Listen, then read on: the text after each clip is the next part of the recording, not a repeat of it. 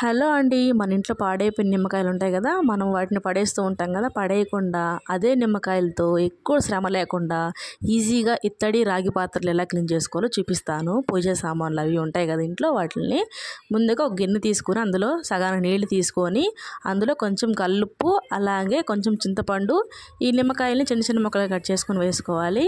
ఇవన్నీ బాగా నీళ్ళంతా తెరలి నిమ్మ బదులన్నీ ఉడికి మెత్తగా అయ్యేలా ఉంచుకొని ఆ తర్వాత స్టవ్ ఆపేసేయాలి.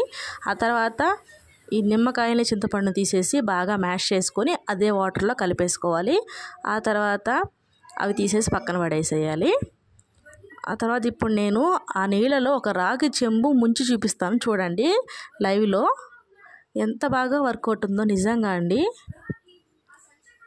అసలు ఏమి రుద్దే పనే లేదండి. మీ దగ్గర ఉన్న పాత్రలు బట్టి మీరు చేసుకునే పాత్రని కొంచెం పెద్దదిగా పెట్టుకోండి, ఓకేనా.